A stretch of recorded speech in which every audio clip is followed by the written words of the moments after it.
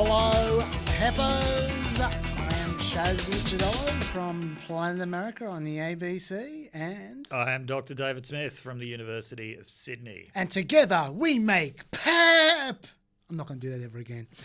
A few updates to start off. Yes. This one here. I'm going to do a few more updates in the future because, we talk about things and topics and have some Hang fun. on, by update, do you mean correction? No, not correction. This is no euphemism. It's an actual update. Like, for instance, I'll give you an example. Yes. Matt Gaetz. Okay, yes. We've talked a lot about Matt Gaetz. I think you know what this update is, I presume. Do you know? Do you know what the update is? No, I don't. No, well, you're going to be excited. No. Okay.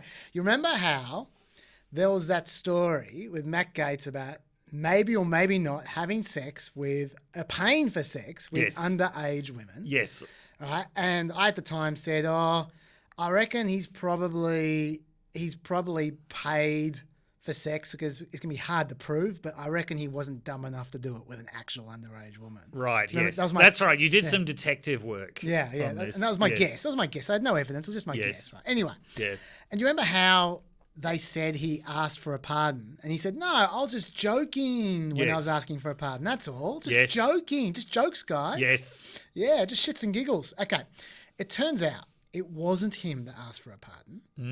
It was his buddy and co-conspirator, Joel Greenberg, who asked for a pardon. Right. And the joke, Yes. the funny joke involved Greenberg offering Roger Stone $250,000 for a pardon. That's the funny joke. And we know that funny joke occurred Yes. because Greenberg kept the letter and the screen caps. Oh, I did see this.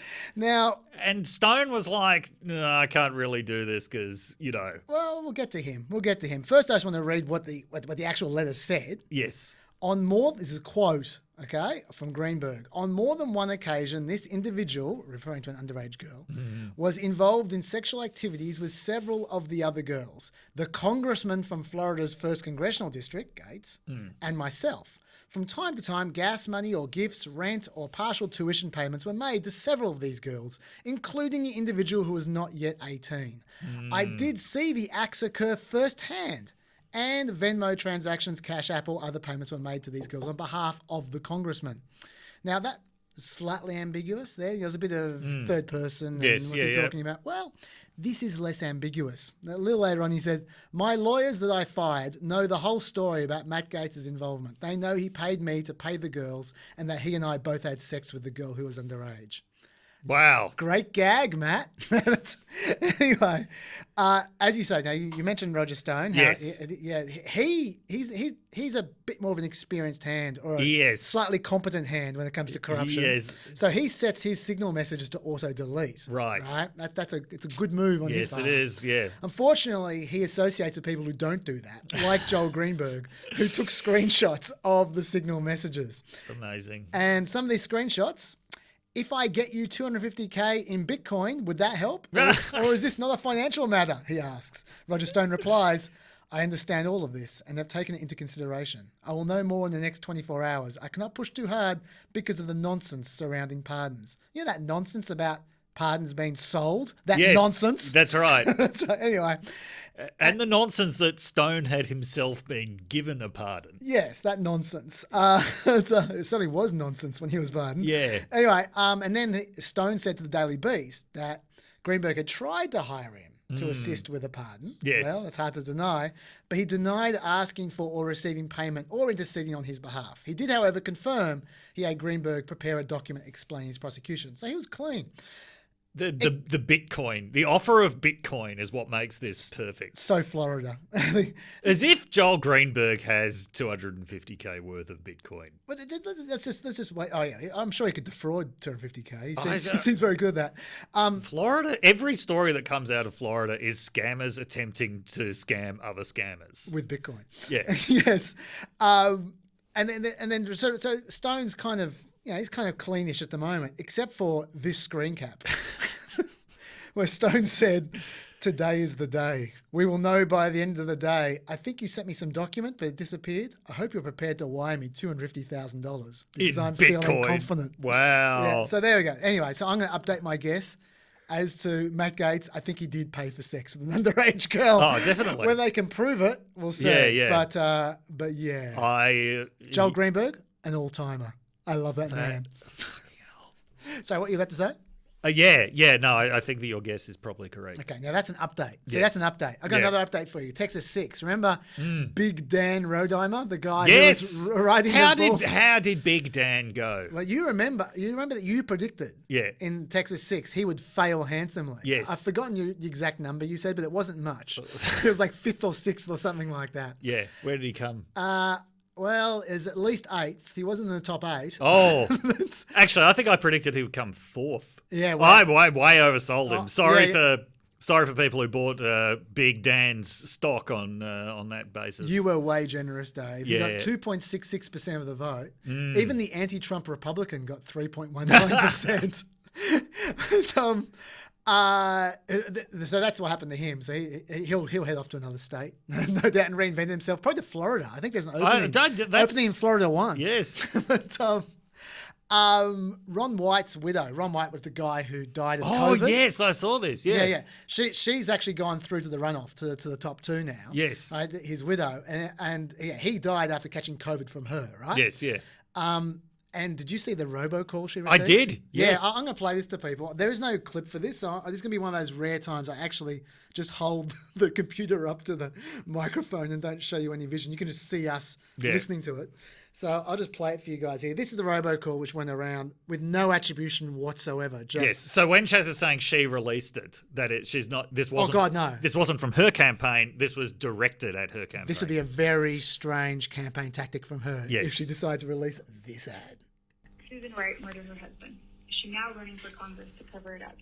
According to confidential sources, Susan Wright, a 5505 Overridge Drive in Arlington, obtained a $1 million life insurance policy on the life of her husband, the late Congressman Ron Wright, 6 months before his death. According to hospital administration at Baylor Hospital, Susan Wright tearfully confided in a nurse that she had purposely contracted the coronavirus from a friend after taking a test that confirmed she had the antibodies necessary to overcome the virus. Susan Wright did this knowing full well that her husband, late Congressman Ron Wright, was immunocompromised due to pre-existing complications with lung cancer. Baylor Hospital has made a formal criminal referral to the Federal Bureau of Investigation, and they have now opened a formal criminal inquiry into the matter. It is unclear whether this constitutes premeditated murder under Texas state law, but it is clear that the voters of Texas' 6th Congressional District deserve to know the truth about Susan Wright and her involvement in the death of her husband. Great voiceover read, by the way. That woman Yeah. definitely has a future in voiceover, I feel. Okay, so let's go through the plot. Yes. The plot from Susan Wright. She took out insurance, life insurance on her Yes. husband 6 months before he died. So that's presumably, before COVID? Maybe not. Maybe just after COVID. Maybe she plotted out well in advance. Yes, though. yeah. Okay, and then she found out somehow, by some process, that she possessed the antibodies to fight off COVID, yet somehow intentionally contracted COVID, which would be impossible if you had the antibodies to fight it off. But anyway, she somehow... She waylaid her own antibodies briefly in order to contract it. So then she would give it to her husband, who would then die, and then she would fight it off herself and she'd be fine. Yes. So that was her plot, to murder her husband. Any questions? We are living in an epistemological wonderland. Anyway, so that's an update there. as Okay, well. great. Yeah, Well, just let you know. that's good to know. Yep. Yes. And one more update on the gerrymandering / census situation. We talked a little bit about the census Yes. last week, I think it was, maybe in the week before. Yeah. And gerrymandering talk. I read an article which was quite interesting about pointing out that the real gerrymandering concern is not at the congressional level, it's at the state level. And Yes. some interesting stats here. After 2011, 45 state legislative maps had been drawn with extreme partisan gerrymandering, right? Of those, 43 favoured Republicans and 2 favoured Democrats. Because of those gerrymandered maps, Republicans held on to power after losing the popular vote in Virginia in 2017 and in North Carolina, Pennsylvania and Wisconsin in 2018. Yes. Also note, and this is the key here, that's one thing. The next thing is that if you have a natural majority in your state legislature, you can gerrymander a veto-proof majority. Yes. On the odd occasion that there's a governor from the other side. Absolutely. Right. So, for instance, in North Carolina, Republicans, it's basically a 50-50 state, if not even becoming slightly bluish purple these days. Republicans need only 3 seats in the House and 2 seats in the Senate to achieve a 3/5 majority required to override the Democrat governor's veto. South Carolina, bit more red. Republican majorities in both houses fall just below 2/3 veto override threshold. So once you've got that, you can then consolidate your power with the most dodgy laws imaginable. Yes. And make it impossible that you'll ever lose. Yes, yeah. Because the Supreme Court's basically just said, we're out of it. We don't mess with these state gerrymandering situations. Yes, yeah. Like that was in 2018. The Supreme Court ruled we have nothing to do with this. So unless the state court is willing to take them on, which sometimes they are, sometimes they're not, you can just completely, potentially defeat any chance of democracy breaking out at all in that state if you get that veto-proof majority from gerrymandering. So that is the concern. Yes. There was an article on Luke O'Neill's Substack newsletter this week, Hell World, which talked about... Am I putting this in? This is locked to subscribers, right, unfortunately, so I will recount it to you now, but it was by a Tennessee journalist who was talking about a state where this has happened, which is Tennessee. It is like, so what do and so Republicans there have had this for a while, and they don't even need to gerrymander to get it, but they've got this ironclad majority. And so what do they do with it? Well, they've already done basically, they fulfilled all of the major substantive Republican policy goals that they could hope for in terms of very low taxes, very anti-union laws and stuff. So he was saying basically now they're just making laws to own the libs left, right and centre. So like making the Bible the state book of Tennessee.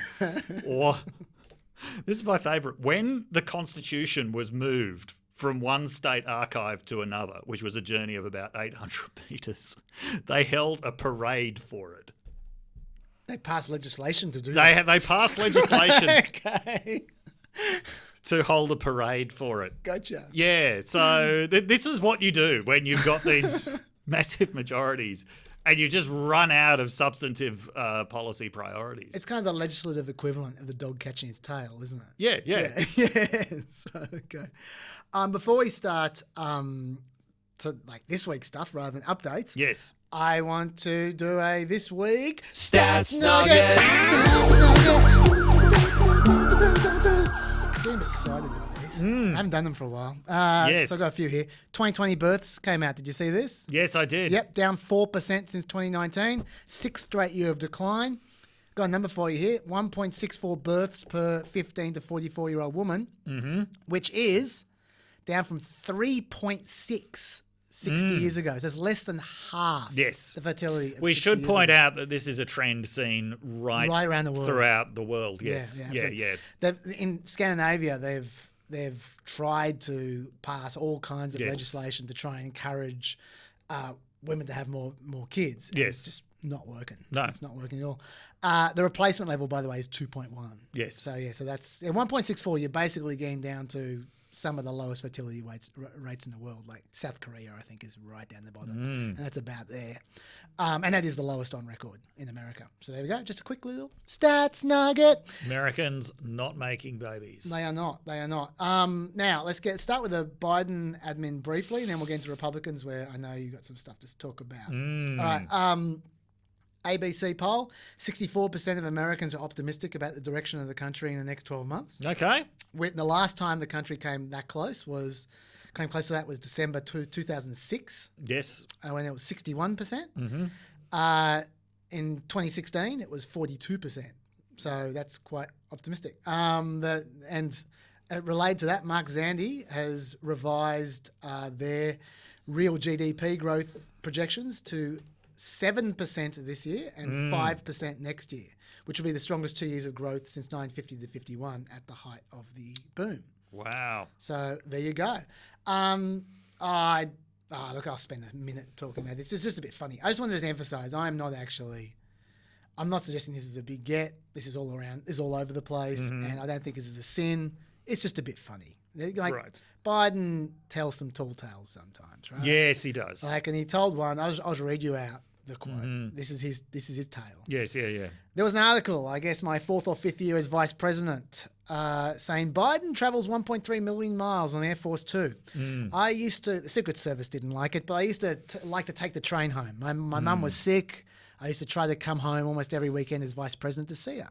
I got on the train and this conductor, Angelo Negri, came up and he goes, Joey, baby. And he grabbed my cheek. Everyone calls him Joey, except for in real life. And he grabbed my cheek like he always did. I thought he was going to get shot. I'm serious. I said, no, he's a friend. He said, Joey, what's the big deal? 1.3 million miles on Air Force Two? Do you know how many miles you travel on Amtrak? I said, no, Angie, I don't know. He gave me they were like a New York Italian. He gave me the calculation and he said, you traveled 1.5 million miles on Amtrak.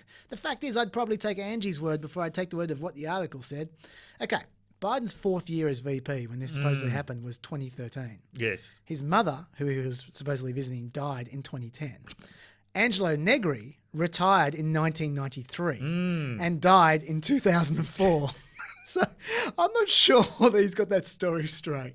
But anyway. It's got a real Grandpa Simpson vibe to it. Sort of long, pointless, confused. Yes. Yeah. And that's the reason I'm not too down on it. I don't think he's necessarily intentionally lying because why would you make that up? I did see that Fox News and the New York Post were all over this. Yeah. Biden's mendacity, and it was picked up by news.com.au as well. Like they really make a big deal of it. But you just go, well, do you really think he's trying to get one over you with this incredibly boring story? Like, I mean, obviously it's not true, but I mean, he's clearly confused in his head. He's probably got the guy confused with someone else or whatever. He might have told the story 50 times and it's gradually changed. But whatever. It possibly didn't happen on a train. Possibly didn't involve ghosts. Anyway, I just raised it because I just found it quite funny just how long the guy had been dead for. The only Biden policy I think is worth mentioning briefly at the moment before we'll get into hopefully some policy time later on. Yes. But I want to talk about the eviction pause very briefly. Yes, the CDC eviction pause. What I'm referring to there is the eviction moratorium, which was first ordered by Trump's CDC back in September last year, which is essentially saying if you can't afford to pay, well, I mean, they had some pretty loose qualifications here, but essentially the idea is if you can't afford to pay your rent, you don't have to pay your rent. And it was never clear when that rent was going to end up getting paid. Yes. Like people were accruing it after a while. Sometimes there were some payments on behalf of the renter from the government to the landlord. Not always, but it was a bit confusing. But essentially they did that in September. Biden extended it twice until June 30. And I'll tell you what it's based on, because you might be wondering how can you do that? Just say to people, hey, you don't have to pay the rent anymore. Cool. It's one thing to pay their rent for them. Yes. It's another thing to say, hey, you don't have to do this. Yes. It satisfies legal obligation. It's from Section 264A. That gives the CDC director the authority to, quote, make and enforce such regulations as is in his judgment are necessary to prevent the introduction, transmission, or spread of communicable diseases from foreign countries into the states or possessions of, or from one state or possession into any other state or possession. Okay, so and another quote from the same legislation. Under its reading, so long as the secretary can make a determination that a given measure is necessary to combat the interstate or international... sorry, it's not from the legislation. Basically, the secretary has to make a determination that a given measure is necessary to combat the interstate or international spread of disease. And there's no limit to the reach of their authority, supposedly. Okay, now, note that that statute I read out is not limited by the severity of the disease. It doesn't have to be a strong disease. It doesn't have to be an amazing disease. It doesn't have to be a super disease. It could be the cold, whatever. It also, they don't have to show that their order would make any difference. Right. They just, if there's a disease they want to stop, then they can do anything under that order. They don't even have to show that their claim reduction would actually make any difference. Like they don't have to show any of that. Yeah. At least in the legislation. That's pretty broad, which is why it was challenged in court. Yes. Now, if you recall, I hated that particular moratorium. Yes, I do remember that, yes. I worried about the landlords. I guess that's what happens when your dad's a real estate agent. But you were less worried about the landlords, if I recall. I was not worried about the landlords at all. That's right. But yeah, anyway, 2 trial courts. I've got a solution for the landlords. Okay. Get a fucking job. I'll pass it on to my dad. 2 trial courts upheld the CDC order to begin with. Yep. But then it started going the other way. 3 district courts ruled against it, and the 6th Circuit Appeals Court ruled against it. And just now, Judge Friedrich, who was a Trump appointee of the U.S. District Court from the District of Columbia, ruled against it. The case was Alabama Association of Realtors versus Department of Health and Human Services. Okay, their quote is, it's an overly expansive reading of the statute that extends a nearly unlimited grant of legislative power to the Secretary, and it would raise serious constitutional concerns. I agree with that. I don't know if you do. Congress did not express a clear intent to grant the Secretary such sweeping authority. It will obviously be appealed. But anyway, that's where we're at. Do you have any thoughts? No. No? That's fine. I reiterate my previous position. Yeah, I mean, well, but leaving aside whether you think it's good or not, what happened to the renters, do you have any legal thoughts? About I don't have any legal thoughts. Of course you don't. What am I saying? I'm on the legal thoughts. Yeah. I should say that almost everyone who's ruled against, in fact, everyone who's ruled against it has been a Republican appointed judge. There you go. The appeals court it's going to go to may have a Democrat majority. So we'll see what happens there. Okay, let's go into Republicans.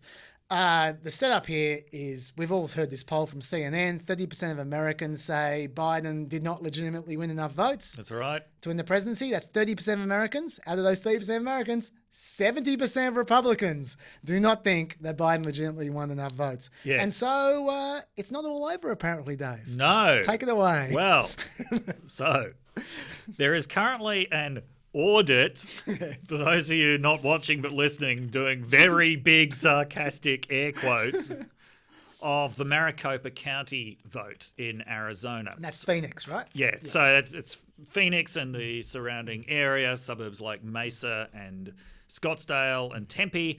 And it's a big, big place. There are 2.1 million votes there. From memory, it's like 70% of the Arizona vote. Yeah. And so Biden won Maricopa County. It was one of the things that got him over the line.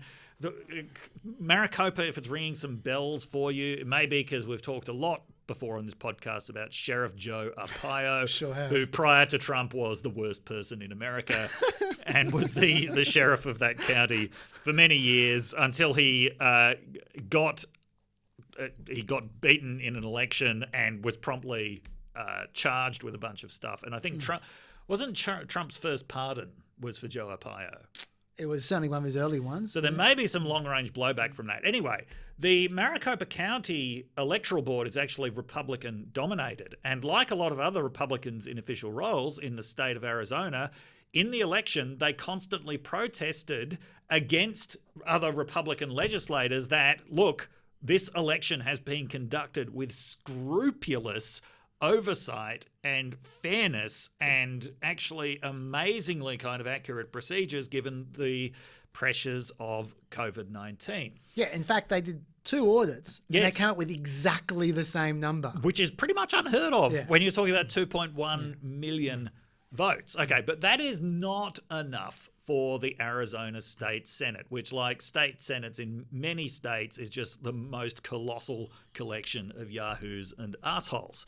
So they've insisted on another audit in which Maricopa County is not actually involved at all. So they need to take the ballots out of Maricopa County, which already raises issues in both Arizona and federal election law about custody of ballots. And also, they have hired an external company from Florida, of all places, to do it, called Cyber Ninjas. Now, what's their experience in elections? Their experience in elections was that throughout the election, their CEO was constantly insisting that the election had been stolen. Quote from the CEO. The parallels between the statistical analysis of Venezuela and this year's election are astonishing. Yes, yeah. Now, whenever anyone's talking about this statistical analysis of mine disproves that the 2020 election was won by Joe Biden, you know you're listening to some idiot online junior detective who's heard of Benford's Law but has no idea how it actually works. By the way, just to be clear, they have no experience with elections. They have absolutely no experience with elections. But also, to be fair, they are ninjas. And of the cyber variety, which is the best kind of ninjas for this particular practice. There's a general rule with anything with the word ninjas in its name. Okay. the intellectual height of anything named ninjas was the Teenage Mutant Ninja Turtles. Anything else subsequent to that named ninjas is below that. Oh, I watched a lot of Z-grade movies in the 90s, which begs to differ. But anyway, go on. Anyway, so, because at least the turtles were all named after Renaissance artists. Yes. Anyway, so the cyber ninjas have come in, and not surprisingly, there has been very little transparency and a whole lot of dodginess. So because there was so little transparency, courts actually ordered them to produce paperwork about what it was that they were doing. The best bit of paperwork that they produced was about their security plans when they were outlining the threat of Antifa to their auditing operation, because they're holding it at this state county fairground. Yeah. And they're like, Antifa is likely to use backed up traffic on the highway to obstruct emergency vehicles from getting through. And that's where they'll launch their incendiary attack from. Mate. Yeah. Come on. Seriously, why would Antifa attack them? They're ninjas. Yes. Do they have a death wish? Anyway, so there was so they're using these election auditors. There was very little transparency in terms of how they selected them. Under Arizona law, there has to be provisions for selecting people in selecting unbiased people, which is very different from selecting people in an unbiased way. Selecting unbiased people actually takes some kind of effort. Efforts which they have not undertaken, because it's been revealed among the scrutineers are people who were at the Capitol riot, for example. Yeah, and someone who lost, a Republican who lost in the election in Yes. 2020. He's counting his own election. He's counting his own election. Now, believe it or not, it gets dodgier than this, because now there are reports emerging of what the fuck is it that they're actually doing. Because, I mean, these ballots have already been counted so many times. Yeah. And basically, they're doing these procedures that pander to the most bizarre conspiracy theories about the election. So there were reports that they were examining the ballots under UV light, right? Yes. There are concerns that that could actually damage the ballots. Like, why are you doing this? They're like, we're looking for watermarks. Katie Hobbs, the Secretary of State for Arizona, immediately points out that Maricopa County ballots do not use watermarks. To which they say, aha, yes, so if we find them, it means they came from outside of Maricopa County. You know what else they're looking for, which would indicate that it's outside of Maricopa County? What's that? Bamboo. Oh, look, of course they're ninjas. Because you know where bamboo comes from. Asia. That's right. And Black there ninjas. is a theory that 40,000 ballots were flown in Okay. from Asia. So they are looking for, when this report came out, they were looking for bamboo fibers. How do you find bamboo? I don't know. Well, you need specially trained pandas. Anyway, so when it came out that even the Republican Senator Ken Bennett, who's supposedly overseeing that, found that a bit embarrassing. And he said, oh, no, looking for the bamboo fibers. It's clearly a euphemism for being as thorough as possible. Like, no, it's not. No, these people are actually looking for bamboo fibers in the paper. But then they've got another specialist in who claims to be able to examine folds in the paper, and also claims to be able, he's got his own technology for examining ink to see if an ink mark was placed by a human or by a machine. Now, this guy, you might have heard of him before, because we were talking about him before we came in. His name is Jovan Pulitzer. Okay. That hasn't always been his name, but his name for now is Jovan Pulitzer. Jovan Pulitzer was the inventor, because, you know, we talk about he's using his own technology here. He was the inventor in I think it was in the 90s he invented it, but was used in the very early 2000s, of something called QCAT. If any of our listeners or viewers have ever heard of QCAT, we would really welcome your input on it, because we've been trying to figure out exactly what this was, and it's quite difficult. So It's very confusing. I'm actually just going to read verbatim from the Wikipedia page of QCAT. Okay. Is a cat-shaped handheld barcode reader that was given away free to internet users starting in 2000 by the now defunct Digital Convergence Corporation. That's back when they called things digital. Yes. To be impressive. The Q-Cat was named Q for the unique barcode which the device scanned, and CAT as a play on keystroke automation technology. This is really early internet shit that we're talking about here. Sorry, did you say Q as in like the letter Q? No, Q as in CUE. Okay. Yeah, fuck, that would have sent everyone over the edge. And it enabled a user to open a link to an internet URL by scanning a barcode called a Q by digital convergence appearing in an article or catalogue or on some other printed matter. So the idea is that you have your Q-Cat, which is connected to your computer, but you're also reading something printed. And you don't have to type in a URL. You just scan it with Q-Cat. And you get to your website.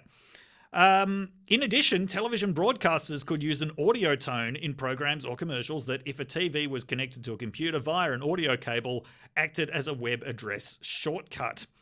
Now, this technology lasted approximately a year, but until they discovered the link. It did get $185 million in investments, though, but it didn't get rave reviews. In the Wall Street Journal, Walter Mossberg criticised Q-Cat. In order to scan in codes from magazines and newspapers, you have to be reading them in front of your PC. That's unnatural and ridiculous. Mossberg wrote that the device fails miserably.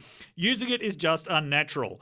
He concluded that the Q-Cat isn't worth installing and using, even though it's available free of charge. Mossberg's a hater. Joel Spolsky, a computer technology reviewer, also criticised the device as not solving a problem and characterised the venture as a feeble business idea. But anyway, the inventor of it, who after the failure of a Q-Cat turned professional treasure hunter in the Dallas area, he's the one who has. He's the one. They're using his tech. The cyber ninjas are using his technology to investigate evidence of fraud in the Maricopa County election. Can I tell you my favourite bit of this count? Yes. I might be misunderstanding this. I mean, surely they're not this stupid. Surely. But my understanding is that the way this count is progressing, leaving aside all the bamboo hunting and UV lights and Inspector Gadget stuff. Yes. That they have 3 different counters counting at a time. They'll count 100 ballots. Yep. 3 counters at once, counting these 100 ballots, and then they'll all compare their notes to see if they all have the same number at the end. Yes. If they're off by less than 3 votes, they then continue. Oh, jeez. Which means that it's theoretically 2% off. Yes. Like, what kind of recount is that? I mean, am I misunderstanding something there? So that fucked. is very, very strange to me. Yeah. I mean, it has been widely pointed out, like, no good can come of this. Oh, yeah, no, because the thing is, sorry to jump in there, but people need to realise that, let's say they were right. Yes. Let's say that the ballots are covered with UV and bamboo and folded like origami. Okay, let's say that's the case, right? Once you've handed them over to this private company with no transparency whatsoever, you can't prove anything. No. Because you've broken the chain of custody. It's got to be in a place which is above board with complete transparency at all times if you're going to do this. And the fact that they are not doing that means that it's impossible to prove anything. Yeah. It's a complete waste of time. Exactly. And it is designed just to further muddy the waters, right? So there's been this incredibly disingenuous language about, well, we need to restore confidence in elections. And what's wrong with looking to, people have these suspicions. What if we investigate them, we find nothing that's good, that's confirmed. It's like, no, it's not. Okay. First of all, because once this has been done in Arizona, assuming that they don't find any bullshit and can't fabricate any bullshit, then there's going to be demands for it in every other state as well. Allow me to quote the great man. Yes. Let's see what they find. I wouldn't be surprised if they found thousands and thousands and thousands of votes. So we're going to watch that very closely. And after that, you'll watch Pennsylvania and you'll watch Georgia and you're going to watch Michigan and Wisconsin and you're watching New Hampshire. They found a lot of votes up in New Hampshire just now. You saw that? Because this was a rigged election. Everybody knows it. I love the fact that he was president for 4 years and has been on television constantly for about 20 years. Yeah. And he still never learnt how to stand like an ordinary human being. Yes, it is. It's always there. It's always forward, always leaning forward. Yeah. I mean, someone pointed out he basically always looks like he's on the toilet. Yeah. No matter whether he's sitting, standing, yeah. Yeah. He has some extremely tight muscles just in front of his hip flexors. It's way too tight. I mean, it's a stretch, baby. But the thing I like about that is the fact that that's another wedding. He just turned up to at Mar-a-Lago. Like, if you hold any function at Mar-a-Lago, he's going to turn up and he will talk about the Arizona audit, whether you like it or not. It's just, I mean, there was one woman cheering quite a lot during that, but everyone else was just silent, just going, okay, all right, piss off. He just keeps on going. It's incredible. Man, he needs attention. Sorry, go on. Yeah, so this is it. All it is an excuse to say, well, they looked for, that level of audit needs to be done in every other state as well by an independent company too, because you can't trust the government to audit this. I mean, it is just bullshit. It's designed to relitigate the election forever. Yeah. Yeah, which is and it's anyway, which is clearly at this point Trump's strategy. Yeah. But it's not just about the election. This is something we're seeing over and over again. We're going to come to Tucker Carlson and COVID a little bit later on. Yes. But just increasingly there is a tactic amongst certain sectors where they're not even trying to seriously come up with any truth. They're just trying to, invert commas, raise questions. Yes, yeah. And the questions are often idiotic. Yes. It doesn't matter. It's just the fact that questions have been raised, which gives people who the deniability to go, oh, well, questions have been raised. And then just move on. You go, oh.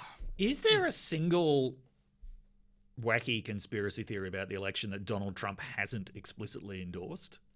I can't think of one. No, I can't think of any other. I'm sure there's probably one about the Democrats winning by more. He probably hasn't endorsed that. I mean, this is the thing. He will literally endorse any conspiracy theory about the election. He doesn't care. Yeah. It's anyway. Yep. Well, while we're talking about Trump, we might as well go into the other story, which we talked about a little bit on the show, which everyone else is talking about, so we might as well, which is the Cheney situation, Cheney v. Trump. Right, yes. For those who don't know, you probably do, Liz Cheney and Trump are fighting a lot. She's about to get voted out of her leadership position in the Republican Party, and then there'll be a lot of think pieces written. I want to tell you my theory about the reason why she's got a problem. Okay, why is that? This is my theory. My theory is, I did a little bit of this on the show, but I'm going to do much more detail now. My theory is that Cheney refuses to let Trump dominate. Yes. She always replies. Yes. Whenever he has a go, she has a go back straight away. She does not allow him free air to make fantasy claims. Yes. Everyone else gives up. She does not give up. Yes. She always she won't respond 5 times. No. But she'll respond once every time he has a go with her. Every single time. She's not scared of him in the slightest, like Republicans are. She's not triggered or frustrated by him like Democrats are. She's basically almost the only person I can think of who maintains complete emotional equanimity around him. He doesn't affect her at all. He has zero impact on her, which is very, very rare. That he doesn't push her in any way, shape, or form. She just treats him like she would treat anyone else. Yeah. And I think he hates that he has no effect on her at all. Yes, yeah. And the fact that he's getting pushed around by a woman probably doesn't help either, I reckon. And anyway, so I reckon that because of that, he is guaranteed to go at her because I reckon she gets under his skin more than most do for that reason, for that exact reason. He can't affect her. And she obviously goes right back at him because that's what she does. And that means other Republicans get dragged into it. And I don't think they care whether she likes him or hates him. I mean, everyone knows Mitch McConnell hates Trump, right? Yes, no one cares. But she makes the battle over Trump the main story for Republicans because she always replies. And I think that is the reason. And that means other Republicans get dragged into it, which they don't want to do. Because obviously they don't know what to say and they look pathetic and weak. They know they look pathetic and weak. Yeah. So, and also, civil war is the guaranteed way for them to lose the election next year. And they all know that. Yep. And they know that Liz Cheney is not going to back down. No. And Donald Trump is not going to back down. Yes. So I think that's the reason why she's got a problem. Yeah, and so the replacement that he's backing is Elise Stefanik, who's one of the youngest members of the Republican caucus. I think she's 36. Yeah. And she's from upstate New York. She came in as a moderate. Like, she criticised the Muslim ban originally. but she hasn't finished. Like, she voted for the Paris Climate Accords. Yeah. Like, she voted for the Equality Act. Yes. Yeah, like, so she continues to be a moderate as far as policy goes. Yes. Yeah. But Yeah. is on the Trump train. Yeah. Yeah, there is this weird little category of people who you would classify as moderates on most policy issues, but are nonetheless like, I stand with President Trump, which is, you know, the one symbolic issue that dominates the entire Republican Party. Like in California, so Newsom probably isn't going to get recalled, but there's an issue. There's an attempt underway to recall him. Caitlyn Jenner has thrown her hat into the ring. Caitlyn Jenner, who actually denounced the Trump administration on its LGBT policies, but nonetheless, she's like, I stand with Trump. That's all you got to do. That's all she's running on is I stand with Trump. Yeah. It's which is a fucking weird tactic in California. Yeah. Yeah. It is. Yes, it is. Yeah.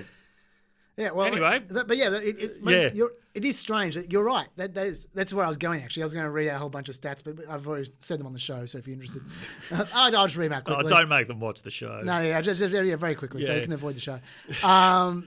She voted in line with Trump. This is Cheney, 92.9% of the time. Yep. Stefanik, 77% of the time.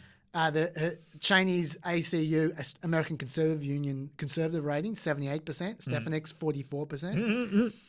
Stefanik's Club for Growth lifetime rating is 35%. She's the fourth worst in the House GOP. Yeah. So yeah, and also she only just co-sponsored a Liz Cheney bill to stay in Afghanistan as well, and like just now. Yeah. As so much for warmonger Liz Cheney. But yeah, as you say, all she does is she does stop the steal shit. She supports the Arizona audit. Yep. And she said that she thought 140,000 of the 524,000 votes in Fulton County were fraudulent. Jesus Christ. So that's all she does. She just does this culture war bullshit. Yes. And she asks probing questions in impeachments. Yes. That's essentially what she does. And she's no longer the youngest Republican in the caucus either. Oh, yeah, our old mate Madison. Yes. Yeah. Anyway, do you have anything to add about the Cheney thing? No. No? Okay, we've covered it. Said some interesting things. Yes. Let's move on. Oh, yeah. That's all right. I think it's up to the listeners to decide whether we said some interesting things. Fair. I want to just quickly note, while we're talking about Republicans and talking about Republicans doing crazy things, I want to just note a Wall Street Journal op-ed that I must admit was drawn to my attention by Jonathan Chait. And he made a good pickup. This is Ted Cruz. Yeah. Unless I'm going to read you a quote, and I'm pretty sure this is Ted Cruz openly confessing to a career of corruption. Right, so this is the quote. This is the point in the drama when Republicans usually shrug their shoulders, call these companies job creators and start to cut their taxes. Not this time. This time, we won't look the other way on Coca-Cola's $12 billion in back taxes owed. This time, when Major League Baseball lobbies to preserve its multi-billion-dollar antitrust exception, we'll say no thank you. This time, when Boeing asks for billions in corporate welfare, we'll simply let the Export-Import Bank expire. In my 9 years in the Senate, I've received $2.6 million in contributions from corporate political action committees. Starting today, I no longer accept money from any corporate PAC. I urge my GOP colleagues at all levels to do the same. So he's basically just said, I was up for sale until now. I know. This is a very typical Cruz moment of trying to appear like a big man and his pants just fall down. Like it's... What are you doing? Yeah. I mean, Cruz...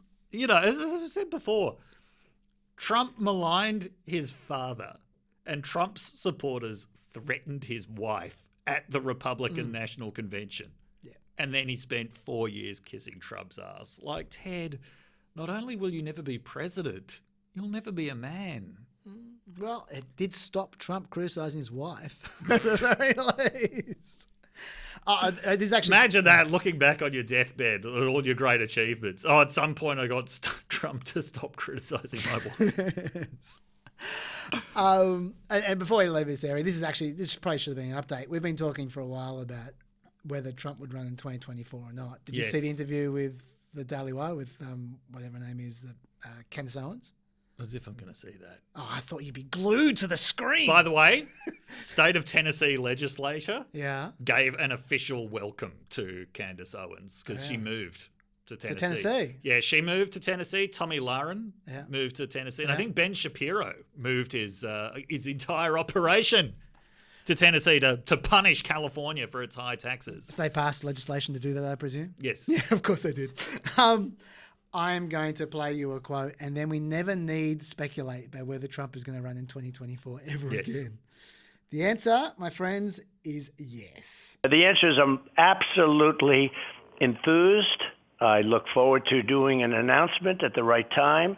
As you know, it's very early, but I think people are going to be very, very happy when I make a certain announcement. And, for campaign finance reasons, you really can't do it too early because it becomes a whole different thing. Otherwise, I'd give you an answer that I think you'd be very happy with. But so we are looking at that very, very seriously, and all I say is stay tuned. Not exactly subtle. No, I mean, it's not surprising. Like, there's basically nothing else he can do at this point. Well, he can be a wedding MC. He's got some great gear about Arizona. No, if there was any hint that he wasn't running, the money might dry up. Yeah. Like, that's... I mean, his core business at this point is raising money from people who hold out the desperate hope that they will one day see him as president again. So, yeah, I mean, there's really nothing else that he can do apart from keep hinting that he's going to run, and he probably will run. Yeah, I think he probably will. That's what I'm getting out of that grab, I have to say. Let's move on to a Stats Nugget. Very quick Stats Nugget, this one. Mm-hmm. You'll enjoy this because it's fast. Yes.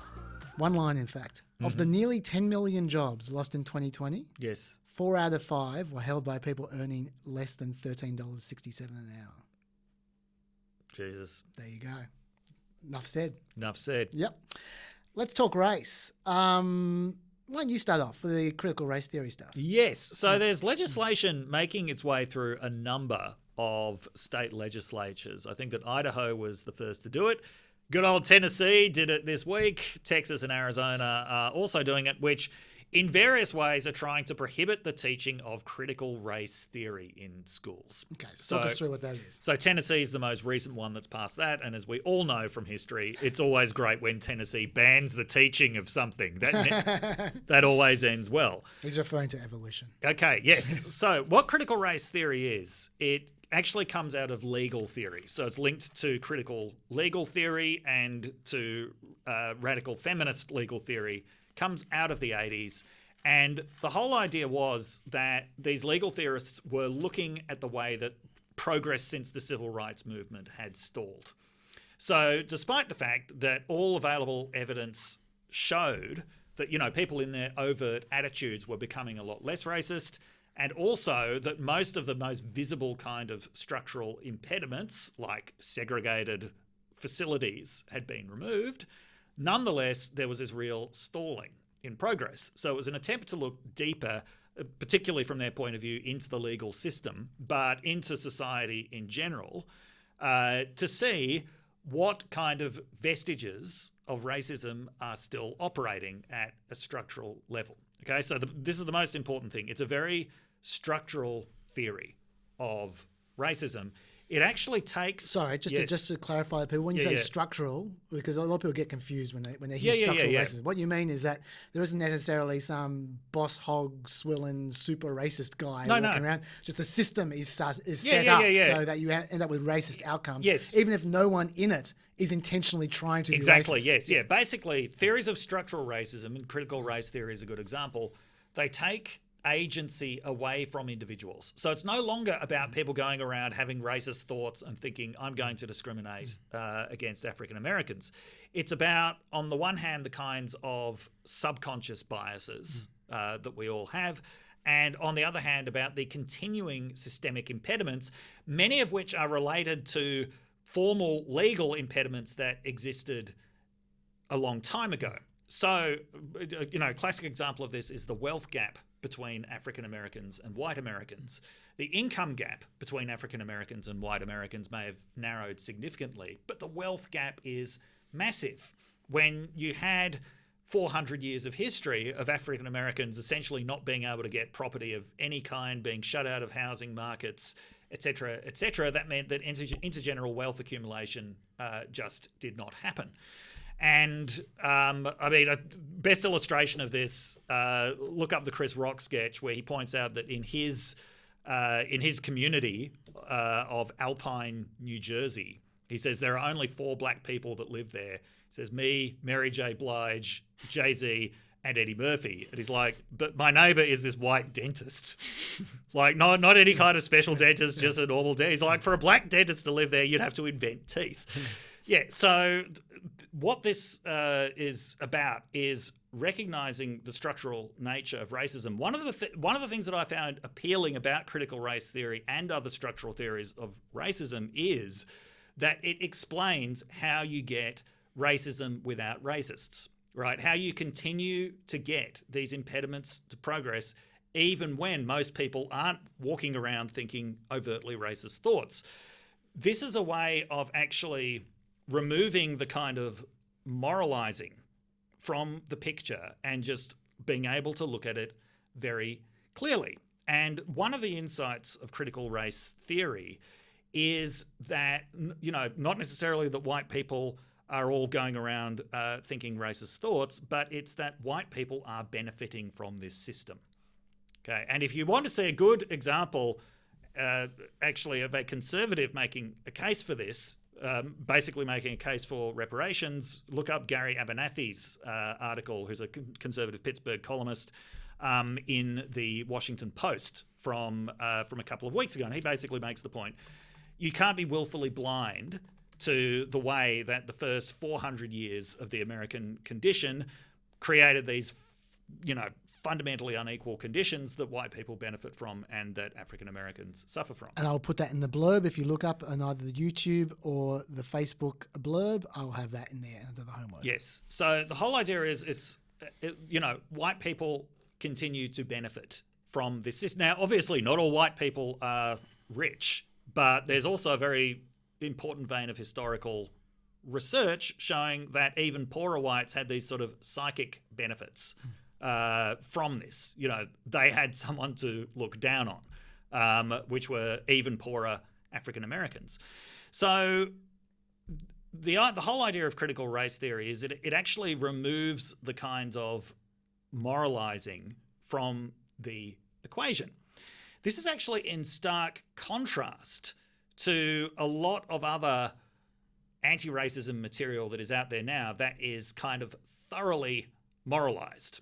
Okay, so if you go into basically any bookshop now, you'll find an entire shelf of books about how to be a better white person.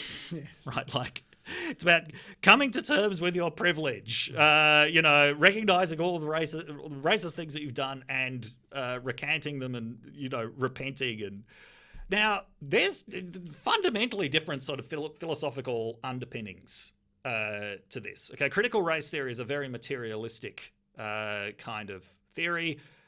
If anything, this sort of how to be a better white person, anti-racism, this has a far more sort of Christian morality behind it. This is about original sin and about recognizing your sinfulness and trying to be a better person. Now, and by the way, the best sort of representative of that is Robin DiAngelo's book White Fragility. Now, there is overlap between the two. Most of this kind of anti-racism recognizes it as a structural problem, but it sees the solutions as fundamentally individualistic ones about white people becoming better white people. Now, the problem is the term critical race theory is getting misapplied to nearly every form of anti-racism that recognizes that racism is something broader than just the Klansman or the Nazi, or apartheid South Africa, or some other example that can be geographically or historically distanced from now. So the term critical race theory is getting applied to just about anything, especially things that look at racism in American history. And the proposed Arizona law goes even further than the Tennessee law, basically saying teachers won't be allowed to teach about anything controversial Or if they are, they have to give equal weight to both sides. And so, of course, it's immediately been questioned so both sides to the Holocaust, both sides to slavery, Is this just schools or is this colleges as well? No, this is just schools. Oh, okay, yeah. Or at least the legislation that I've seen is just targeted at schools. Now, Democrats in Tennessee asked, do you have any examples of critical race theory being taught in schools? Right, and there is no, it's not taught in schools. It is really not taught in schools at all. And there was a Tennessee legislator who was railing against the evils of critical race theory.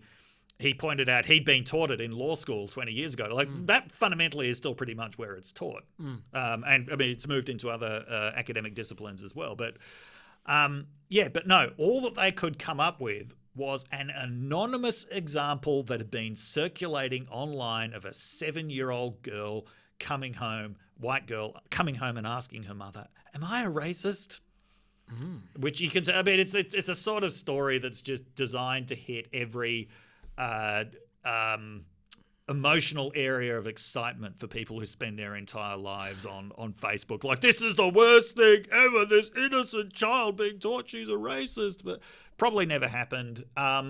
Even if it did, it wouldn't be evidence of critical race theory. Before we jump to any conclusions, let's find out if she has any bamboo on her. Yes, that's right. But I mean, one of the things, so part of the sleight of hand is remember that I said critical race theory is actually a way of removing all of the moralizing from the equation and looking at it in analytical terms. Yes. What Republicans inevitably do in this is to re-moralize it. Right? To say that what critical race theory is really saying is that white people are bad. It's not what it says. It says white people benefit from a bad system. Doesn't say white people are bad. And so the way that they phrase this legislation is it's like any teaching that teaches that one race is inherently morally superior to another. So that's their interpretation of what critical race theory is saying, that white people are inherently morally inferior. So they're conflating it with white fragility. Yes, they are. They are conflating, and they're taking it even further than white. I mean, white fragility is definitely not my favourite framework, but they're taking it even further than white fragility takes it, and they're basically saying this is a form of racism. It teaches that, and also they're like, we can't have anything that holds that one race of people is responsible for what happened in the past. Look, whatever helps you sleep at night, but, unless you look at the current situation of racial inequality in the US and view it as something entirely natural, at some point you do have to come to terms with the historical forces involved. But once again, it's trying to re-moralize it. It's trying to say that what these critical race theorists are doing is basically trying to morally weaken white people by holding them responsible. Now, the way you've described it up to now, this has no realistic impact in the real world because it's not taught in schools anyway. They try and ban something that's not being taught, right? Yes. So are there any negative real world repercussions associated with this? Well, I mean, part of it is it actually could have a chilling effect on how history is taught in schools, right? Because this is, okay, if you actually want to talk about slavery, oh shit, am I going to run aground with this ridiculous law that says that this is critical race theory and so it's banned? So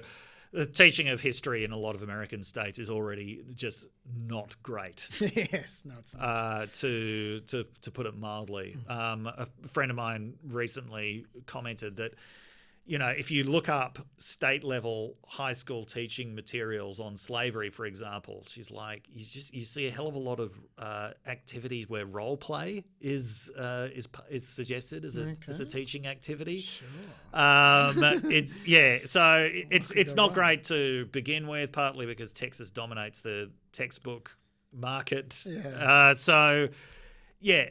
It could have a really chilling effect, but it's an interesting example of how critical race theory has become the latest focal point. So a couple of years ago, it was cultural Marxism. Yes. 1 year, it was virtue signaling. That was a great year. But cultural Marxism, virtue signaling, I think these are terms that are just too meaningless to most people to stick.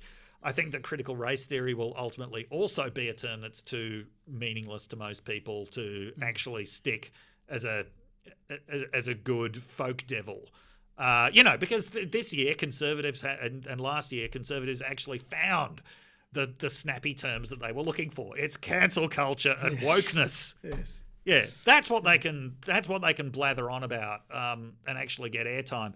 Ranting about critical race theory is one of those things that they're going to lose a bit of audience from that. But no doubt they will have a dedicated hardcore of people who think that this is the latest plot to bring down the West. And really, whenever you're looking at this kind of paranoid right-wing discourse on racism, all that you need to do is to look at the famous photo outside the Arkansas courthouse or state house or whatever it was in the 1950s of the old guy holding up the sign saying race mixing is communism. It's always going to come back to this is communism. Gotcha. Yeah. Okay, I got a few race-related updates here. First of all, I just want to take you briefly. You might have seen in the news that Chauvin's lawyer is looking for a new trial. I just want to just briefly explain some of the issues that may or may not come up. He hasn't been granted it yet, by the way. He may or may not. There's three major points. Number one, he's annoyed that the judge refused to change a venue request, and secondly, failed to sequester the jury so that they wouldn't be exposed to media coverage of the ongoing proceedings. I mean, seems like a reasonable thing to challenge. Whether they'll succeed or not, yeah, I doubt it. But anyway, there's a certain logic to that. Yeah, they're in the middle of obviously a high-profile case. He's annoyed the court didn't try to force Maurice Hall to testify. Maurice Hall is George Floyd's inverted commas friend, right? Yes, / drug dealer, and he took the fifth, and they didn't even read his statement to the police into the record, which he's annoyed about. And the reason for that, I think that's a fairly lame ground for a new trial, because I think everyone kind of accepted that George Floyd was on drugs, but it didn't really matter. Yes, that's right. Like, I don't think there's anyone who's going, no, he wasn't on drugs. So, and that's the reason they wanted that testimony in. So they could say, hey, he dealt him some fentanyl or something just beforehand. Yes. Yeah, I think people can stipulate to that. Anyway, but that's another one. Thirdly, this is the interesting one to me. He says that the court incorrectly instructed the jury on what would be required to convict his client on either second degree or the third degree murder charge. Yeah. And this is interesting to me because I remember we had a chat about this exact thing on the day. Yes. When it came down and you were asking what I thought about it, and I said, I'm a bit confused about how he got done for murder, because there's clearly no intention for him to actually murder someone here, and that's what's required. And you said, I'm not so sure that's the case. And so then I went back and actually I looked at the transcript of the court case and saw what the judge said, and he said no. The judge was saying no, that's not the case at all. It's unintentional. And so then I looked in the legislation to have a look, and I couldn't find the bit. But I thought, the case law is complicated. Who knows what's evolved over the years in Minnesota? Minnesota has some very strange laws, and some very strange legal practices. It's sort of known for it being idiosyncratic. So I thought, okay, fine, it's just some Minnesota thing I don't get. This guy is claiming that's not the case. Now, I am not going to sit in judgment on that because I'm not a Minnesota lawyer. But all I'll say is that it is interesting that is what he is claiming. Either this guy has no idea, or that let's put it this way: if he's right, then that's a big deal. But I find it difficult to believe a judge could be that ignorant of Minnesota law. So I'm thinking he's probably wrong. But he's a dud. But we'll find out. That is the third claim. Anyway. 2021. Having no idea about something is absolutely no obstacle to getting your opinion out there. It's inspirational. I'm just not a good 2021er. Note, by the way, he didn't mention Maxine Waters, which everyone was going on about. Oh, new trial. He didn't mention her. And he didn't mention the juror number 52, Brandon Mitchell. I don't know if you're across him, but the conservative media are very much across juror number 52. He's essentially he went to a rally. When they asked him questions, he said he didn't know much about the Floyd case. He'd never been to a police brutality march or anything like that. But it turns out he went to a rally in August 2020 where George Floyd's family spoke, and in the picture he's wearing a Black Lives Matter hat and a T-shirt that says "Get your knee off our necks," and he said that he had no recollection of wearing that shirt, and that he didn't think it was a police brutality march. He thought it was just recognising MLK. Yeah. It's clearly a police brutality march. That's not a very convincing line. He also said, I've never been to DC, so I went there because I thought it'd be interesting. There's the opportunity to go to DC and be around thousands and thousands of black people. I thought it was a good opportunity to be part of something, he said. Anyway, I find it difficult to believe they have a new trial off the back of that. Yeah. But anyway, I'm just telling you what people are talking about. Okay. What I would say is, and I'll put this in the blurb, an interesting article. Yes. Somewhat related to... let's just say this guy might not be the best juror. Like, he went on to talk about chance to make history, etc. And also, he knew from the gate what it could be this trial. Anyway, whatever. The article I want to link you to is about jury selection in general, and that there's a problem in America about the way jury selection works, according to this article. That who is going to agree to be part of a jury?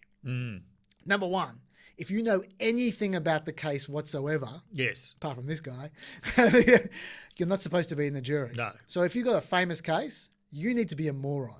Yeah. Because anyone with any intelligence or any... Wasn't this a massive problem in the O.J. Simpson trial? It would have been, for sure. Yeah. Absolutely. Yeah. So essentially, what kind of person doesn't know about a massive story? Someone who takes no interest in the news, is completely ignorant, and is probably some muttering loon. That's who you get on the jury, because you remove everyone else. Muttering loon.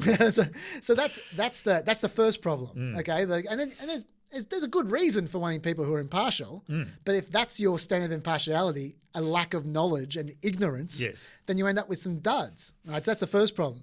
The second problem is they get paid $6 an hour. So who are you going to get who is completely impartial and can survive on $6 an hour for a long trial, who has agreed to do that? Man, you've got some serious problems with your jury selection there, and that's below minimum wage. Yeah, that's the situation. So you know what the solution to this is? What's that? Tipping. Yeah, tipping jurors. Maybe the accused should. What could go wrong? Anyway, I've got the article up there. You can read it yourself. It's interesting. Tipping after the trial. Yeah, sure. Anyway, it's a problem because you end up with people who prompt new trials. Another thing which a lot of people won't know about, so I just breeze past it. I call this "What the fuck is going on in Portland?" Because Portland has continued. Remember about 9 months ago, Portland every single day had something going on with these lefties and anarchists and all the rest of it. It never stopped. It's still going on. And Ted Wheeler is finally gotten sick of them, right? So like a couple of weeks ago, he just said, our job, because quote the press conference, our job is to unmask them, arrest them, and prosecute them. He's not messing around anymore. There's no more understanding. Ted Wheeler's going hardcore, right? Yeah. That's the mayor. And they responded with this someone responded with this video, which is very reminiscent of Mr. Robot. Get some originality. We are not just challenging the idea of having Ted as a mayor. We are challenging the idea of having mayors at all. We want abolition. This movement encompasses the liberation of all those oppressed by the system, whether it be black, indigenous, Hispanic, etc. Ted, we are asking for the last time that you resign. If you ignore this message outright, the destruction to your precious way of life is going to escalate. Blood is already on your hands, Ted, but next time, it may just be your own. Okay, so that's his home address that they put up on this video when threatening his life.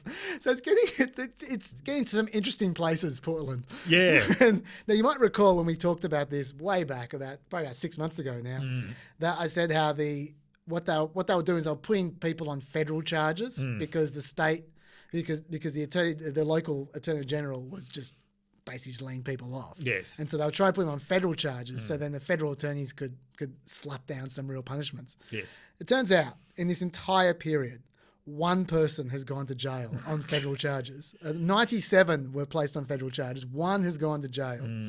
That guy set fire to a police station on camera with his shirt off and his name tattooed across his back.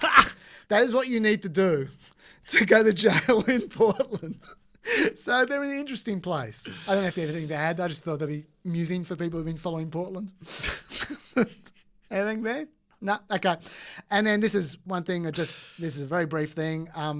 You remember Garrett Rolfe? He was the cop who shot the friend. Remember that friendly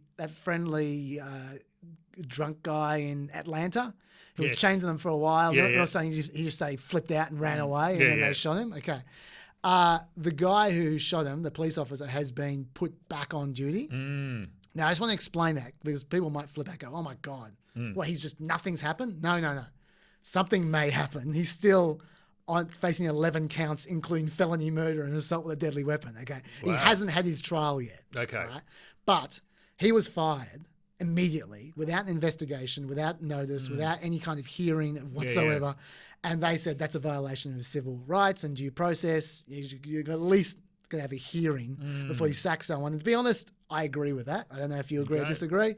I think that's reasonable. They should have some kind of process before you fire people.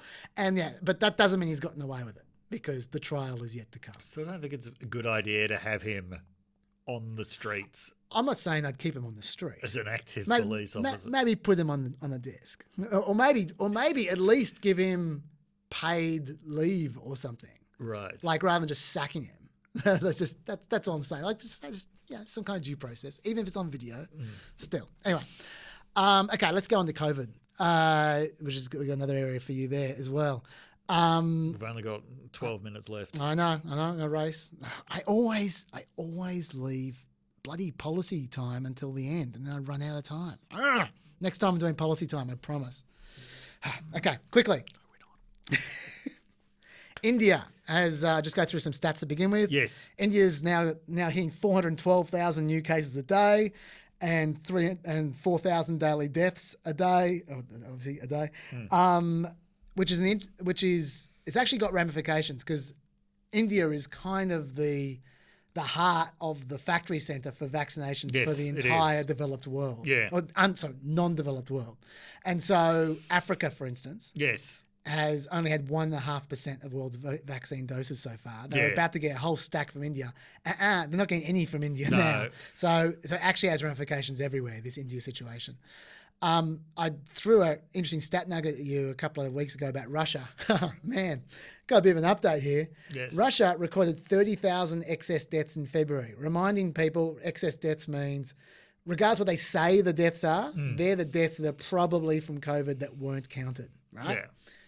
For the entire pandemic, Russia has recorded 422,000 excess deaths. Russia really is the world's worst, but they're getting away with it by having no idea what they're doing with their counting of their deaths and their data. I wouldn't say they're getting away with it. That's probably fair. That's true. Yeah. Anyway, America looking pretty good at the moment. 682 average deaths. That's the lowest since July. 48,000 average cases, the lowest since October 8. They're down to 3.8% positivity in their testing. The vaccination average is dropping though. Yes, it is. Down to 2.1 million per day. They got a case where 56% of American adults have received at least one vaccine shot, but that's 41% fully vaccinated. That's the important number.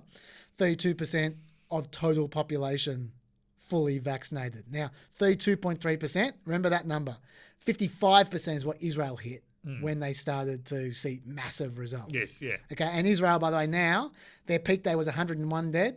Their average now is 1 per day. So it's worked. We'll come back to that briefly in a second. I just want to note some studies I haven't been able to mention for a while. Long COVID. There was a study of 73,000 non-hospitalised COVID sufferers. Note, non-hospitalised COVID sufferers. So they didn't have it that bad. Okay? Out of those people who didn't have it that bad, stated a 60% greater chance of death in the 1 to 6 month range afterwards than normal people who didn't have COVID. Yeah. And 20% higher chance of requiring medical outpatient services. Yeah. So these are people who didn't think there was anything wrong with them. Yeah, yeah. But COVID still messed with their body. And that I suspect is going to be a really big deal going forward. Yes. Big breakthrough, which got no press, I guess, because we're all talking about vaccines. In Israel, there's a drug that was trialled out last week, well, the results came out last week, which cured completely 29 of 30 people with severe COVID. Really? In a matter of days. Yeah, no, I didn't hear about that. So now that's only 30 people, so there'll be more trials. But that's a pretty big breakthrough if that pans out. Yes. And there's been a whole bunch of surveys now about the J&J pause suggesting that it didn't have much impact. People who are vaccine hesitant before and after, basically the same. Yeah, in every poll. Given that, yes, that was a high-profile failure, but alongside a lot of other high-profile successes, I think that anyone who was actually rationally affected by information input wasn't going to be affected by that at all. And the side effects from JJ, which we discussed a little bit, were fainting, dizziness, nausea, vomiting, racing heart, chest pain. Only very few people had those effects, by the way. Yes. But some people had those effects. It's now thought that they're actually just stress-related from anxiety, because people who... Could well be. Yeah, people who get J&J tend to be people who are scared of needles, so they want one-shot vaccines. Ah. And so those people who have effects tend to be scared of needles. Yes. So there you go. In terms of vaccines, let's get back to the vaccines now, trying to get to 55% rather than 32%. Yes. Biden has another one of his super ambitious goals, 70% of adult Americans having at least one shot. Note, adult Americans having at least one shot, not fully vaccinated out of the population. So it's a bit of a fudge, essentially. That's by the 4th of July. But nevertheless, let's say that's going to be, let's say 55% of adult the population having at least one shot. To get there, there's a few interesting things going on. Whitmer, I can't believe she's the only one who's doing this. She's loosening restrictions. This is in Michigan. Yep. She's loosening restrictions based on vaccine targets.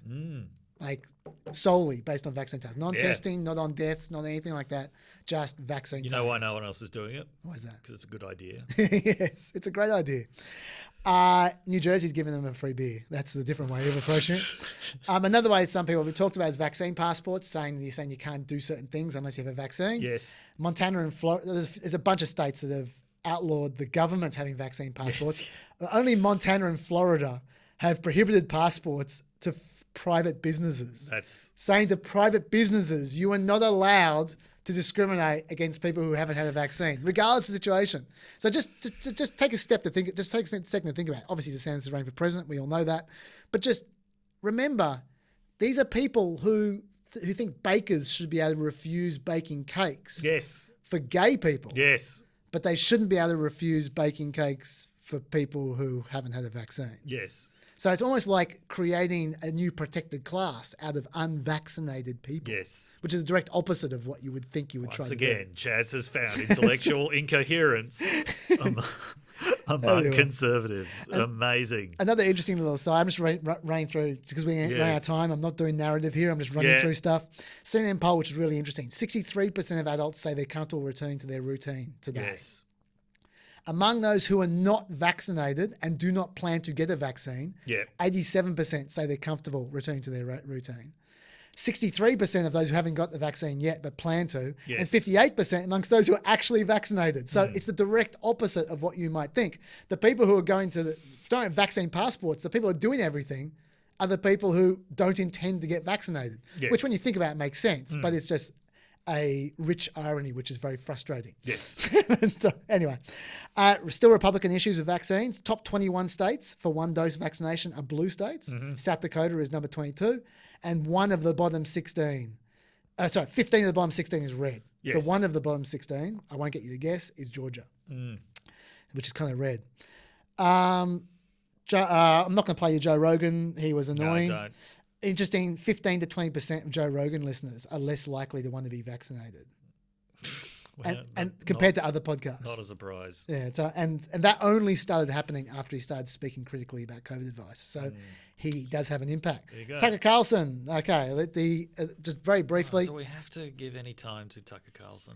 I think it's worth just noting I'm not going to play the clip because we're running out of time. But yes, essentially he made the point that 3,362 people had died according to this system where people self-report their maladies after a vaccine, after taking vaccines, or 30 a day. That was over 100 days, okay?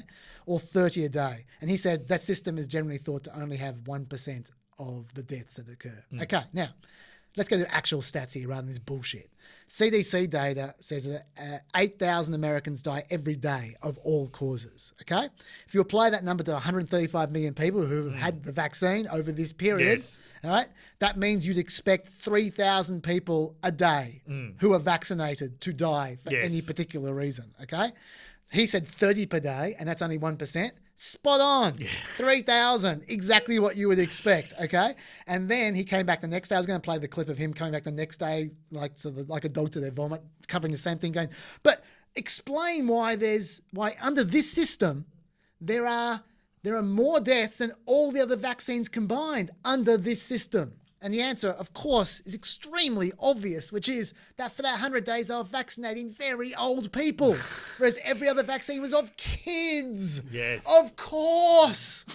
Anyway, and just one more thing. Like, this point can't be made enough. They just did a pause with Johnson & Johnson. We just talked about it. For 8 people with blood clots. Yes. 8 people. And he reckons that there are hundreds of thousands of people dying out there who were just being ignored by the same people who put a halt out there for 8 people with blood clots. The best quote. I just think you should stop watching Tucker Carlson. I will after I read this tweet. This is a great observation. This is someone else finding the logical inconsistency. This is a Fox doctor.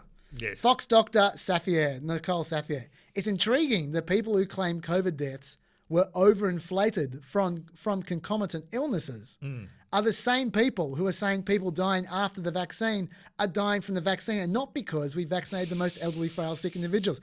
For those who didn't quite follow that, for the first 6 months of COVID, the people are saying, oh, you're saying they died of COVID? No, they didn't. They died of the flu. No, they didn't. They died of heart failure. They died of everything else. The big catchphrase was they died with COVID. Exactly. Not of Whereas COVID. now they're saying, anyone who died must have been COVID. It must have been the vaccine. It must have been the vaccine. So that's bullshit. Vaccine waivers, go for it. Yeah. So ever since last year, I think October last year, South Africa and India have been pushing at the World Trade Organization for waivers for the intellectual property for vaccines. Now, I mean, this has been talked about from the beginning, because this is the kind of situation where the urgency involved absolutely warrants this.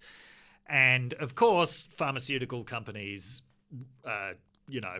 didn't want that. And I think that it was quite surprising when this week Biden actually gave backing to that plan. It's still going to go through the World Trade Organization because his fellow Delaware Senator Chris Coons was out there in the Washington Post saying, oh no, we have to protect American innovation. This is always the claim that's made, that you will weaken future innovation if in this instance you take their patents away. Now, that is just transparent bullshit, right? I mean, and this is a year where pharmaceutical companies have done incredibly well. They're projected to make nearly $40 billion in sales from COVID-19 vaccines this year. Absolutely. This is, and also, I mean, given the way that governments funded the development of vaccines, fucking say that governments can have a major say in what happens to them afterwards. I think it was $18 billion from memory. Yeah.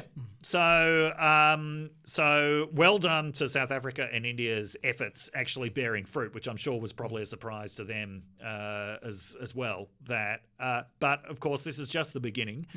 While some countries do have very significant vaccine manufacturing capacity, India is one of them.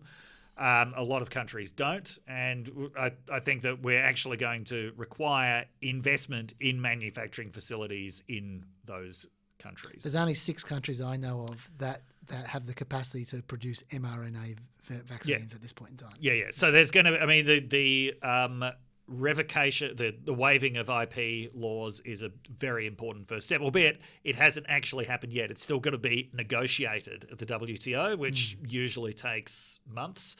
But it's a very important first step, but it doesn't get you where you need to be. And I think it's so important to stress, if the appalling tragedy of India at the moment doesn't move you, well, I mean, you're completely lost anyway. But if for some reason that doesn't, it should bring home the fact that this is a global pandemic, and it's not over until it's over everywhere, or at least in severe retreat everywhere. As long as it's happening on that scale in India and in other places, no one is safe anywhere. And, I would have thought just out of these countries' own self-interest, which might actually be what finally moved the US's hand, looking at India and realizing, no, this thing is never going to be over when you have a country with 18% of the world's population being absolutely devastated in this way. So, I think this is important recognition that this is a global problem. I was always a bit disturbed by how much this was framed in national terms. It's a global problem, and this is a very important first step. And on that note, just the proof of what you're saying is important. Yes. Moderna actually explicitly said they're not going to enforce their patents back in October. Nothing's happened. Absolutely. So you're right. Last thing I'll say is that newsletter that I mentioned earlier, that Luke O'Neill's Substack, Hell World, I would suggest actually subscribing to that. Okay. That's got a lot of good stuff. I mean, that will cost you money. Put it in the book list. But yeah, I would actually recommend subscribing from that. Probably half of what I've said today was plagiarised from it. Maybe they don't want to see that then. Okay. I'm going to leave you with a quote from a very entertaining quotes from Cuomo and de Blasio, who are fighting each other about New York reopening, because de Blasio wants to reopen on July 1, Cuomo wants to reopen earlier. When asked for comment, de Blasio Press Secretary Bill Neidhart said, "I don't care what a serial sexual harasser and assaulter and someone who covered up the deaths of thousands of people at nursing homes has to say about anything." Cuomo then hit back, and then Neidhart responded, "Serial sexual assaulter says what?" That's New York politics for you, guys. Okay. Policy time next week, I promise. I'm now going to rush off and watch Cameron Duggan, Nat Damina, and Eric Hutton tonight. So I'm sure they were all fantastic, which means I'm not going to put this up till midnight. I'm sorry, guys. Comedy finishes. Comedy takes priority. Oh, well, for the next 2 weeks. Thanks a lot, guys. We'll see you next week. Bye-bye.